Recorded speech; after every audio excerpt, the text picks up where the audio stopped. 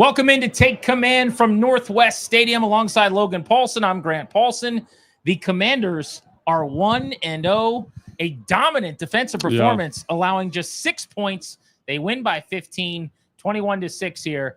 What a day for Washington to start the season. Yeah, what a day kind of feels like an understatement. It's the first game, division opponent, and the defense came out and did everything we thought they might be able to do in training camp. We talked about, if they can do this, if they can play the man coverage, if they can rush the passer the way they've been doing in practice, and they came out and did it. Now, I don't know how good the Giants' offensive line is, and I'm not going to detract from the defense, but they came out and hit this ball out of the park, which is absolutely outstanding. Yeah, the storyline, I think, most of the offseason for people around this team is we have a pretty good feel that ultimately when the offense gets where it's going, it's going to be really, really good. Yeah. This is about the defense playing good ball and playing well enough to maybe steal them a win or two. And today the story was, I thought, as expected, they were never all together offensively. That's where you don't have quite the same health. It wasn't perfect. They had a couple of really good drives. They only scored 21 points, but the game was never in question. The defense was that good. They were pretty suffocating. Defense was suffocating, and to your point about the offense, I think this was also really interesting. It was, you got to see the peaks, the peaks of what they can be, right? There was that drive, I think it was the second touchdown drive that they had where it was, or the first touchdown drive, second touchdown drive, doesn't matter, where it was like, hey, we got a play action shot, we got a bootleg, we got a RPO, we got a interesting kind of quarterback design run. And it was just like the Giants had no recourse, man. And that to me is when Cliff's at his best, when Jayden's at his best, like this offense is unstoppable. Now, they've got a lot of work to do to kind of build up that consistency. You mentioned the penalties. There were some negative plays in there. But overall, man, the offense, like those glimmers were so bright. Now, like you said, the start of the show today is defense, and rightfully so. Like that defensive front, standing on the sideline, watching that tidal wave of burgundy and gold envelop Russell Wilson multiple times today, the way they're able to fit runs, just the difference in the interior play to free up Bobby Wagner to run and hit. It all starts with the front, I'm going to say. But again, the secondary played well, but the front, man, played so well today. That's what I'm going to start with, actually. I was blown away by Javon Kinlaw. There was a lot of noise. And you should be. And you should be. There was a lot of noise when he got signed. I remember talking to people with the Jets and the 49ers. And, oh, my God, they gave him all this money. I don't understand it. I don't see it. Well, I saw it today. I know why you pay this guy. He is a refrigerator on feet. and he was throwing guards around. Yeah. He made a huge impact. First play of the game, -1 TFL. Early in the second half, first run of the second half, I think, for the Giants. Another loss where he just completely blew up the play. But he also was pushing the pocket. There was a series where on 2 separate plays in a row, he completely got home. One, he actually hit Russell Wilson. The other, he just forced an incomplete. But he was so noticeable. It was a loud performance. And I think this also speaks to Adam Peters. You had him on your other show a couple of days ago, and I think he said some stuff that I didn't even think about when it came to Javon Kinlaw. The fact that he'd had a COVID year, coming off injury, no offseason, no developmental time period at any point here. And then all of a sudden you see him just come out, and the ascending player from New York last year is the bear of a man we saw in today's game. And I think that's something that can't be overstated, is just how well he played and how physical he was. Like there's a play today, and it's not going to show up in the stat sheet. The Giants are trying to run duo. Javon Kinlaw is hands on the guard, sitting it down. The tackle's trying to double team him out. They cannot move him off the spot. And I remember watching that same duo run last year, that 3 technique, whoever it was, just get bowled into the linebacker's lap for a 5-yard gain, and they couldn't stop it. It was against this same New York Giants team. So having Duran play the way he did, having Kinlaw play the way he did, like you see the importance of the free agent acquisition and kind of what it's done for Duran in terms of freeing him up to be at his more natural position. So that's probably the right way to put it, like the nice way to put it, which is Javon Kinlaw is going to make him better. Yeah. My angle is Duran paying contract years back. Yeah, right. No, that's a great point. When he had a contract year, he was one of the best D tackles in the league. He went out and got 11 plus sacks. 2 years since, 4 sacks each year, and that's not the only metric, right? He's done some really good things. But today, he was elite again. Elite. Like, and I said this coming into the game to somebody. It was a handsome gentleman. His name was Logan, I think. But not you. It was another buddy of mine. But I said, like, no one talks about him anymore. Yeah. He is one of the most talented players on the team. He's far and away the highest paid player on the team. His cap number is $26 million. I don't know there's another player in the league who's the highest cap number guy on his roster, who's the highest paid player on his roster, who had less headlines and ink and conversation. It's like we just forget that Duran Payne, a top 15 pick at one point in time, who's been a complete badass in this league, is still here. And today, somehow he was got 1 sack. His agent's going to be calling the league because it should be a sack and a half. But I'm going to say sack and a half, 2 batted balls, like super impactful stuff. Impactful. I think that's the thing about it is like like you said, he's done good stuff where he's holding off double teams. He's forcing the running back to cut back. But today you felt him and it showed up in his production. I think that's the biggest difference. And again, like they've been, Joe Witt Jr. has been touting him since early in the offseason. And you see why he's been getting that praise today, right? I mean, both those guys in the interior, even Johnny Newton to a certain extent was very productive today in terms of tackle for loss at one point in the game. So whatever they're doing, the rotation, keeping guys fresh, multiple different deployments, it showed up. And I think that, the secondary played really well too, but that interior group really felt like the star of the show today. We have not mentioned Dietrich Wise. Dude. He was awesome. I thought, so a couple of times early, he was left completely unblocked. Yeah. Bad idea.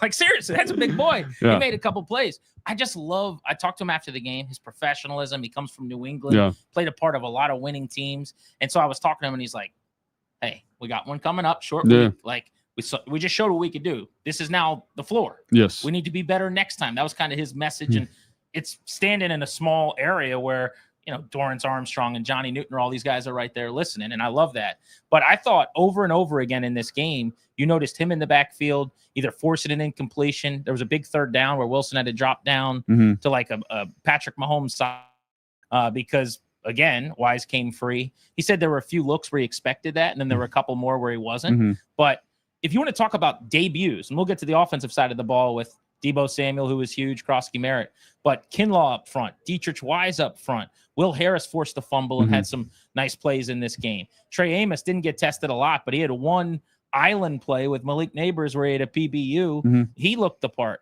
If you're Adam Peters, you're moving and shaking today. You're feeling good about some of your moves. You're feeling really good. And I think the Dietrich Wise point, the one thing amongst a million things that stuck out with me, again, the physicality, but the experience. You mentioned him in the locker room, kind of having the experience and the wherewithal to be like, hey, we've got another game come up in a short week. Let's not celebrate this too hard here. But I think you see him on some of those naked keepers, the bootlegs and stuff, him kind of being like, okay, I know I'm unblocked, I know I can get in the right position, I know I can make this play on the quarterback. And that comes from hours and hours banked, hours and hours in the film room. And so not only do you feel his physicality, do you feel his athleticism, but you also feel the knowledge that he's accrued over the course of his career. If it feels like I'm getting closer and closer to you, it's because I am. Yeah. But also, we don't have control over this camera, and it moves automatically, like based on what we're doing. Yeah. So I've noticed that it just keeps going lower and lower onto your head. So I just have to keep coming up here, and it see how it follows me a little bit.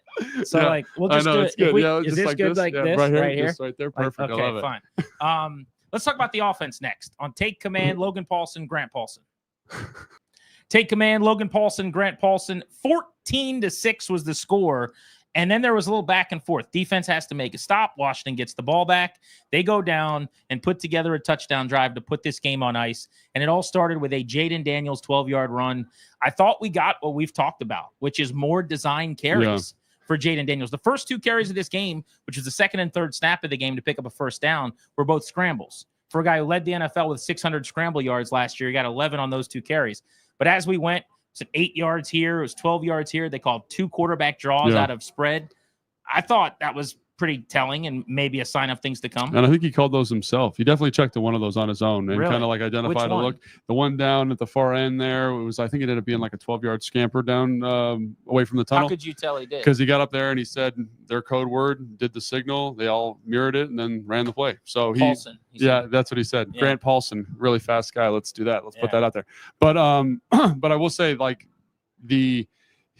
so first off, I was a little surprised with how the style of run that Cliff deployed him on, kind of getting him in there, kind of mixing it up. I was like, oh, early in the game, especially. He took a couple shots. Yeah, and I was like, oh no, but the competitor, the toughness, and then as a pocket passer, the ability to be like, hey, this play's broken. Let me scramble for a first down. It was so surreal watching him because it's like he didn't miss a beat. I thought maybe he'd struggle a little bit. Maybe the ball would be a little bit off. Didn't get a lot of reps in the preseason, but the decision-making, the ability to elevate the offense, to put the whole team in the right position to be successful was just totally on display. And yeah, man, it's really just such a blessing to get to watch him play every week. He overall, I thought played at like an MVP level today. Yeah. I'm not doing like a MVP vote in week 1 bit, but what I mean by that is you take him off the field offensively, there wasn't a whole lot going at times, but it was 11 for 68 for him on the ground. As a passer, he finishes 19 of 30 for 233 and a touchdown. So all purpose, just over 300 yards with a score. Now, I will say, I know you're not allowed to say anything other than every play is the best play that's ever happened with Jayden. Right. I thought he was a tick off on some of his throws, like behind a bunch early in the game. Overall, the performance was unbelievable. The deep throw to the sideline to Chris Moore was like top 5 throw of the year stuff, like 18 weeks from now. I thought some of the inbreakers to Debo were really impressive. He had some big boy stuff that he did. There was a one really nice throw to Ertz as well. But more than I even remember, there was a few throws that were just a tick off, and it felt like maybe the timing of the offense wasn't exactly where it's going to be in a month, which gives me a lot of encouragement to score 20 in a win. I was going to say, I had a buddy who texted me, shout out to Doug, who said the same thing. And in the moment, I didn't pick up on it. Like there was one, he had the Ertz over the middle where the ball was behind Zach, and everyone's like, oh, that's a bad throw. But I felt from my vantage point, the backside safety's breaking on that football. So he's kind of helping Zach protect himself. So I don't like, obviously I'm sure there were some other ones. There was one to Jalen Lane. There was one to Debo that he should have caught because it was like a little bit behind him. And I'm sure he'd tell you he should catch it. Right. But overall, I mean, my thing with quarterbacks is, having been now in this town where it was Griffin, then it was Cousins, and we do this, like every throw doesn't have to be a referendum. Right. Every throw doesn't have to be a see, I told you so, he's the man. Yep. Like, we're just talking ball. And like, there's some that you leave out there, and I'm sure he would say that. Other thing I love about him, and this is why he is so special, he held onto the ball a couple times and took sacks. And would literally like go up to the lineman and tap himself, like, hey man, my bad. He just is a mature. The maturity for a guy who's the second year in the league is really impressive. And you talked about Dietrich Wise and his leadership. I feel like you're getting a lot of that from Jayden Daniels. And I think, again, you talked about like the MVP kind of feel to the game. And so even though a couple throws are off, when it's time to make a throw, when it's time to make a play, he just seems to be able to pull it out and throw it on the table whenever he wants. Oh, yeah, I got that card. We need that throw. I got that right here. And so it's such a unique thing to watch, because I don't think I've ever played with a player like this. Like I played with Deshaun Watson in Houston when he was at the peak of his powers, and it felt kind of like this, but this feels so composed and so collected. And again, like, was it a perfect game? No. And he would probably tell you the same thing. But I think it's the composure, the leadership, the confidence that he brings that is just so unique to him. You played with good Deshaun Watson. Really good Deshaun Watson. Really, like, different than the Browns version. Yeah, which is, I hate to break that comparison because people forget that he was good at one point. Well, he was so good. Yeah, but. All right, a couple other guys I want to hit on. Take command here live from Northwest Stadium. So Debo Samuel's first game in burgundy and gold. Yeah. What an impact he's going to have. If they can keep him healthy, which was always the question in San Francisco, my goodness. It was 8 total touches, including a 19-yard touchdown run for 86 yards or 96 yards rather, and 1 touchdown. He had 77 on 7 catches, and then his first carry of the game, because his other carry of jet action was taken back by penalty. So his first carry as a Commander, 19 yards, running through a couple of tackles. What'd you see on the design? They had like 2 pullers out in front and like a whole cavalcade in front of them. It's this kind of new wave of I want to say Miami's kind of started, but it's like, I'm going to say high school runs. And so what I mean by that, high school, you run the single wing, you run the triple option. You've got all these different kind of tight formations, and teams around the league now are kind of deploying that to spread principles. And so what you get is kind of a counter action going away, backs going across your face. You spin with Debo. They ran it a couple times, and they ran the counter, him over the top. Obviously, they felt like the defense wasn't playing it correctly. And when you get that action by the linebackers to play the counter, so they're playing to the left, you can pull those 2 linemen to the perimeter, get the receiver out in front blocking. And again, like it was like highway to Broadway there. You know what I'm saying? Like, it was really clear. I was standing in the end zone, got to see it. And the crazy thing about it is, like, they had 2 blockers out in front. I think Laramie Tunsil and maybe Tyler Biotish, because they pulled the center. But there was a free hitter. And it was so weird watching it and having just this thought like, oh, he's going to score. Like, I've never felt that way watching a player. Like, he's going to break that tackle, and then he's going to break another tackle, and then he's going to break that third tackle and get in. And he just runs so violently. And you said keeping him healthy, it's almost like you got to protect him from himself. That's why I don't want him returning kicks. Dude, so I was down there, I was in the end zone watching, and he returned one, and just the one he almost broke, where he like was hitting at 1,000 miles an hour, and I was like, ooh. And Fletch was like, why are you making that sound? I'm like, Fletch, he is hitting this return 1,000 miles an hour. And he's like, well, why do you care? And I'm like, it gives me like I get nervous, because like that's how you get lit up. He's fearless. He's so fearless. Physical, and the collisions just add up when you're that big, right? Yeah. And so to me, I get why they're doing it, because he's gonna pop one against the Packers or against somebody. But I would like less is more there. Yeah. Luke McCaffrey had a nice return today to the 39. Yeah. Maybe give Luke an opportunity. Let's see what happens. It's the same thing with him and Austin, like Debo and Austin, quite frankly. Like, they're so physical when they have the ball. They've got such great contact balance that they just accrue all these body contacts. And I think you just, as a coach, as a training staff, have to be aware of their utilization, because Debo, it's so fun. And the thing about Debo, obviously, he scores a touchdown, has a couple catches.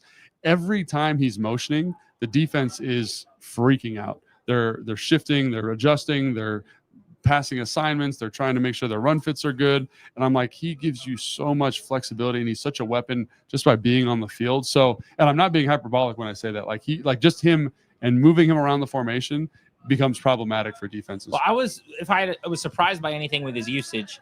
I thought there'd be a couple more carries, which they didn't get to the first one. It wasn't, taken back via penalty until the end of the game there. But I thought it'd be a little more stuff at the line of scrimmage, like crossers, drags, screens. Mm-hmm. He was heavily involved in the old San Francisco Kyle middle of the field dig. I think we were talking about this, man. Like, he can run the heck out of a dig. It. And so again, one of the throws, I was in the fourth quarter. He's running kind of like that drift-ish, great ball, bender seam, perfect ball over the linebacker, right in the hands. And I'm like, if you can use him like that, and then use him on like the touchdown run, and kind of just stack these plays, it's such a chess piece, such a weapon. And you always wonder or worry that when you get a player like that, the offense can't deploy them effectively. And I was concerned about that. I'm like, is Cliff going to be able to maximize his touches, maximize his usage? And I'll be darned if I kind of felt like Cliff did almost a better job than what I'd seen in San Francisco, really finding ways to get him in space, get him creative touches, get him, in good matchups where he can break tackles. So I can't wait to see what that package continues to look like. And again, not to, kind of rain on anybody's parade, but I worry that I want him healthy for 18 games, because he's going to be a huge weapon for this offense. 7 for 77 through the air, and then the 19-yard touchdown run. So he crept up on almost 100 all-purpose. Was the touchdown run, to go back to the concept really quickly, was it the same as like the first carry of the game in that early stuff? Yeah. Where Jayden kind of spins around Correct. and gives? Yeah. Okay. Yeah. Because they kept bringing him as eye candy. And that time, what happened was he like comes this way. It's almost like an orbit, but I think it's in front of the quarterback. And then he goes back around. Yes, and so that's like kind of classic. Were they pulling in front of him when they gave to the back earlier? So we went in front. Each time they're setting up that. They're setting up. They're seeing it. You kind of, it deadens the defense's eye a little bit. They say, "Oh, it's eye candy. We can trigger on that." And the other thing is, you got to run the counter well. You got to run the counter to the right there really well, or to the left, whichever way you're going. And they did. And deaden the defensive eye. And then when you got to have a play, like throw that Debo Samuel card down on the table, you could probably got a little script for him there. You like that run, low red. Let's go get a touchdown, man. It seemed to me like, based on, we're talking about, they set that up right away. 2 of those in the first 15 script, come back to that winning time at the end of the game. Clearly, I don't want to say the offense went through him, but it was a priority to involve him. Whereas you look at Terry, he ended up getting in where he fit in. Couple of catches for Terry McLaurin in this game. Nearly had a third that was kind of controversial, no catch. Yeah. May have caught, couldn't see enough to overturn it to have it as a reception. But I thought in this game, it just seemed like to me, Debo was kind of the guy in the passing game pretty clearly. And I don't know if that's an indicator of the last few weeks and just where Jayden's comfort was and what they've been running, or if it was just the matchup today. Well, I guess we'll see as time goes on. Yeah, I think we'll see. And again, like, it was cool. It's cool to be on the sideline, because you walk the bench and you'll see Jayden come over and talk to Terry or talk to Debo or talk to Zach about something. And I felt like there was a couple, the long incompletion that he had to Terry in the first quarter on the go ball. I felt like he was just like, "Hey, man, are you thinking this?" And Terry's like, yeah, I'll think like that. And, those are the types of communications that need to happen. And I think, with limited reps in the offseason, they can happen in the game. And I've seen those happen, week 1. I've seen them happen week 18. So it's not necessarily indicative of him not being here. But I do think that level of comfort is still growing and will continue to grow. And as it gets better, this offense is going to get more dynamic. Well, and how different is the combo today? If Terry catches that, what would have been like a 70-yard touchdown or whatever. Yeah. And now he's crept up on 100 yards on 3 catches, and you scored 27, and you hit a home run. But really, they didn't need it. I mean, as it was, it's funny that they scored 21 points, and there were times where they weren't moving the ball. I never for 1 second thought they were in any real trouble today. Well, it's funny because, like, you think about all of these kind of statistical regression elements, and we've talked about on this show a lot, 4th down conversions, completion percentage. And what did they do? Like, the defense just turned up the fader to Yes. a million, and you see the ability of them to insulate the offense. Last year was always the offense insulating the defense. This year was kind of reverse, where they're making plays, they're getting 3 and outs, they're attacking, dictating tempo, they're getting turnovers in the low red in terms of getting them to turn the ball over on 4th down. And if they can sustain that, again, that New York offense is incomplete, right? They're banged up on the offensive line. I don't know if they really have true playmaking ability at the quarterback spot, questioning the playmaking at the receiver. So it'll be interesting to see how that team develops over the course of the year. But for this team to come in and just be like, nope, you're not scoring any points, you're not making any plays, defensively allows the offense to kind of go through these spells where they're not hot.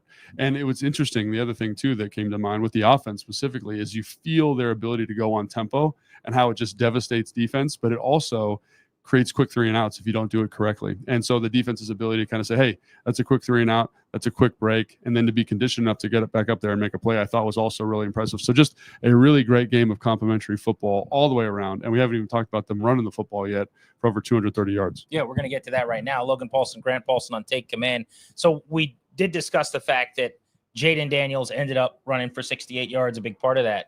But they get a 42-yard carry from Ja'Cory Crosky-Merritt. Would have been their second longest carry all of last season. Oh, wow. Austin Eckler did have a 50-yarder, but B-Rob, no longer here, didn't have a 42-yard carry. And part of the reason to go to Crosky-Merritt, explosiveness, extra base hits, the ability to rip one off like that when you're backed up in the shadow of your own goal line. What'd you see on that play? Yeah, and again, to kind of elaborate on that real quick, like the ability to overcome, again, statistical regression is to get more explosive. So you're bringing Debo Samuel, more explosive player. Yeah. You said you kind of make the decision to go with Bill Crosky-Merritt, more explosive player. And this is kind of the result of that is you get, remember, explosive plays lead to touchdowns. We saw that today for sure. So what you saw in that play is they're running kind of a version of duo, but they're running from a cross sift. So back's going to work. So tight end's going to come across the formation to the right. Back's going to work to the right side. That's usually a good indicator of duo, back and tight end on the same side.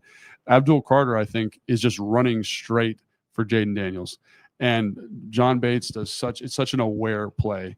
Instead of kind of trying to kick that guy out, run up the field, he knows he's too high. I can add to the running surface, wraps around, kind of makes that block to spring him. So you've actually gained a hat in the blocking surface.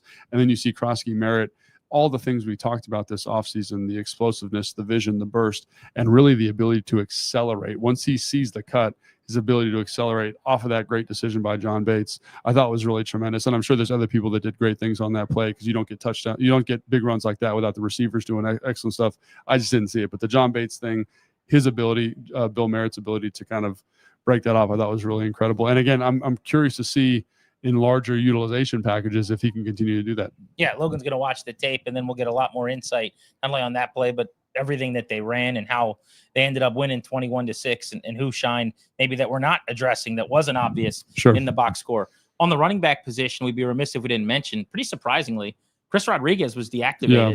He had such a good preseason. He ran his butt off every time he got an opportunity to, and yet he was down. They were in a numbers crunch. They clearly love Bill, and he got 10 carries today. He goes for 82 yards to lead the team. He also had a 6-yard touchdown run around the edge where they had two pullers out in front and he was untouched and he kind of bounced it wide. But you'd have to give him, I would think, an A just on the surface. Then maybe we could go back and pass pro, or maybe there's subtleties they'd tell you he did something wrong somewhere. But from what I could see from the naked eye, it was a really, really good first game for a 7th-round pick. No, absolutely. And he's got some special qualities. Like even on the touchdown, John Bates is down blocking, I think, a blitzing linebacker, and there's a little bit of penetration, and I've seen that play die. Remember, the back is in the offset gun. He's to the left. So he's got a long way to go. So any type of penetration to the front side of that thing can be devastating. Bates has given up a little penetration. Tough block, giving up a little penetration. He's able to dip his hat inside that, make the linebacker commit, help John Bates block out, and then bounce it back outside. It was incredible to watch from the end zone. But like little nuances like that, like there's a counter where he's able to set up the double team, push it back out, break a tackle, fall forward for 5. It's a muddy run, able to maximize it. And I think that vision, the muddy run ability is something that is, you saw it in college. It's great to see it here in this small sample size of 10 carries. But if he can continue to build on that, man, like he's going to be a weapon for this group. Are you posted up in the end zone the whole time, or do you move around? I move around. So I like to, we're in the red zone. Usually I like to be down in the end zone so I can kind of see and kind of feel the spacing of stuff and that kind of thing. But yeah, that was a cool play to watch. And then if they're on the sideline, you like to go eavesdrop and pretend like you're supposed to be over there. What's going on over here? I put my pencil down. Oh, hey, Jayden, what happened on that play? Yeah, what a performance. 21-6. The Commanders get a win. All right, rapid fire. A few guys I want to hit on here and ask you about. Don't need deep dives necessarily, but more Eckler early than everyone expected. First few drives of the game, we didn't see Merritt. It's like, oh, no, Chris Rodriguez, Krosky Merritt's going to play constantly. There's a lot of Austin Eckler. He ended up having one huge play at the end of the game to get a first down. It was right after he committed a penalty, and you could tell he's like, I'm making up for that right here. That was incredible. It was a catch and run. He made a couple guys. Bowling ball, stumbling, bumbling through everybody. Everyone, he's so small, but everyone forgets how powerful he is in terms of his lower body strength. He's like a 500-pound back squat. So like incredible strength, incredible dexterity, and really like that's what he brings is that explosive ability. Another running back, Jeremy McNichols, crunch time, 4 for 25. Love the hard running. That's physical. Like that's where you would have had Rodriguez out there as a bruiser, and coming into the game, I would have said, I wonder if they've got to salt some clock away, like what that looks like. McNichols is fine. And that's the one thing about McNichols you saw last year, you saw it in the preseason this year, is that dude runs like a missile. Like I think, obviously Chris Rodriguez, a little bit bigger body, a little bit bigger base, kind of traditionally what you think of as like a 4-minute offense runner. But McNichols, man, he is aggressive to the hole. Like when he's running, it sounds different. Like when you're standing on the sideline, it's like these loud pops and cracks and people falling forward, and he's falling forward. And like that's so again, people sleep on his ability to run the football because he's so good on teams. He's so good in pass pro, but he is a violent downhill fellow. Chris Moore was elevated this weekend. Yeah, how about that guy? First big play of the game. Yeah. It's Chris Moore down the field for a big gain. He ends up with that catch, but it was a 34-yard completion. It was an incredible play by Jayden Daniels. I mean, that throw, just like, whoop. So just on that concept, it's a keeper, like a boot, and they've got the tight end blocking down. He's out the perimeter. You run that corner kind of just to take off coverage. You never really I was going to say, there's no way it takes too long. Yeah. That can't be primary. Yeah, no, you're trying to hit the crosser or the guy in the flat right there, and he's over there. The Giants did a great job, and the safety gets a little bit nosy to the cross, and I mean, just delivers an absolute dime. That was ridiculous. An absolute dime. And like, I remember seeing that, just being like, wow, like talk about working your progression, great protection by the offensive line, John Bates, those guys. But this is why I love Ball, though. He is not supposed to make the roster, right? Yeah. And then he doesn't. And then he's added to the practice squad. And then 48 hours ago, nobody thought he would play. Right. And then on the opening game of the season, that's the play that gets him going. That was the play, and it was 34 yards to Chris Moore. Yeah, right. It was the guy that everyone was mad at for dropping passes in the preseason, and it's like it's almost like he's a pretty good football player, and people forget that. You know what I mean? Like, yeah, absolutely. But I love that about this game. You just never know who it's going to be. Noah Brown, I thought looked good. Only had 2 catches for 27. Had a third that came back to be a penalty. But considering how much time he's missed and any questions there are right now about him just getting enough time on the grass, his size is so obvious. And like we talked about Debo and those in breakers, I love him running that stuff. Yeah, and he's got a little Jeremy McNichols to him in terms of when he's got the ball in his hands. Like it's this violent, crazy, bucking horse to kind of get you as much as you can. And Dan always touts his competitiveness. And for someone who doesn't know him, just watching how he plays the game, like I love when I see guys like putting it all out on the line every single time. But talk about another guy, him, Noah, Debo, guys that you just need to make sure you keep them healthy because they are going to pour their hearts out for this team. Zach Ertz, big touchdown. We saw that route 15 times. And then, so how about that guy breaks his leg? McFadden, bummer for him. Feel really bad, obviously. But then the next play call, the backup linebacker one-on-one with Zach Ertz, you're like, ooh. Unforgiving league. Tough deal there. Yeah. You don't think that was a coincidence? No, I don't think so. I don't either. What is that concept of a route, or what do they call it? Basically, he just bends out and whips in. So it's either like a called, like kind of what you'd like on if you're playing Madden, like that Texas route where you're running an angle, come back in, or it's a choice. And so guys that really are good choice runners, they have all sorts of nuance to that stem. You see Zach, he pushes up, kind of turns his shoulders out. That guy crosses over. Zach just puts his foot in the ground and crosses his face for the easiest touchdown. The easiest touchdown and that's ever been scored. Yeah. So I think like it's either a called angle or you can go in and out. And really good route runners like Zach, even though he has a drop in this game, 2 drops, but like his ability to just put DBs and linebackers in absolute conflict is going to be awesome to watch this entire year. All right, final thoughts. Take command from Northwest Stadium. Short week, quick turnaround to the Packers on Thursday night. Obviously, you got some film to crunch, and we'll turn things around so that on Tuesday everybody can get your detailed film dive. But what do you think? Man, I'm excited. I think I think I talked to Dan briefly in the locker room, and he just was like, there's a lot of penalties, a lot of things we can improve on. But in terms of Commanders football that he's touted since he's got here, competitive, smart, tough, I feel that in a way, specifically from the defense, that I don't really think I felt at any point last year. And so that to me is extremely encouraging. Obviously, like we talked about the extremely bright spots for the offense. I'm hoping they build on those going into next week, but it's really the defense is the story of the day. Bro, if this defense is good, like legit good, I mean, even if they're not going to be a fun team to have to deal with. But even if they're like the 14th best defense in the league, like think about where they were last year and where they are now. Like that's going to be such a statistical improvement. I think that's very realistic, by the way. Absolutely. But I'm saying, like, you watch this today, and they're going to play teams that have more than Malik Neighbors in terms of scary weapons. In fact, Green Bay is playing Detroit right now. Yeah. I watched their first drive, basically waiting to get into the locker room. And Matt LaFleur was in his bag. Like, they're going to have – it's going to be a different challenge, right? Yeah. But my point is, if they're good on defense, Omar's coming. Like, you're not going to want to have to play this football team. But too many penalties. Feels so different. Feels so different than last year already. Yeah. I just the defensive front, man. I see the vision. I see what they like, and there are a lot of things that didn't happen too, where there's still more coming. Like you're gonna get Von Miller production. You're gonna commit 11 penalties. How about Bobby Wagner, the roughing the passer that is an interception by Quant? Like, right, yeah. Like those types of plays, the fumble that wasn't a fumble. Like third downs, you allow conversions on penalties where instead they'd be punting. Like maybe you allow 3 points in this game. Right. And I think like that's just, again, it's week 1, and to get out of here with a win in week 1 when there's so much unknown. I felt like the defensive coordinator for the Giants played so much more man than I was expecting. So great job kind of navigating the ebbs and flows. But the defense, man, came down. And like you're saying, if they can do this to week in and week out, which is the hard thing about the league, is you have to be consistent. But if they can do this week in and week out, man, like this is going to be a tough football team to play. Did you stick with just the bowl of scrambled eggs and bacon that I saw you eating, or did you add it? It was turkey sausage, bro. Oh, what do you think this is, bro? Oh God, you know what? I can't believe I said that. Yeah, you should feel that. Yeah, that's awful. No, but I had what I had this morning. I had Did you bring like a bar? I had ground beef this morning with a little bit of chickpeas and like quinoa. I found you with my binoculars down there. Was that lettuce you were pulling out of your pocket and nibbling I had a protein shake and a protein like bar. A box turtle? Yeah. So there's some hot dogs over there if you want one of those. I don't know about that. Get a little bun, maybe some ketchup and mustard. Dude. Logan Paulsen, Grant Paulsen, Commanders are 1-0.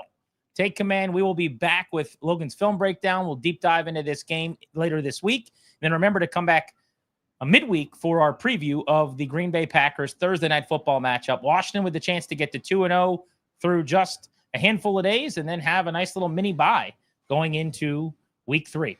Thanks for hanging with us from Northwest Stadium.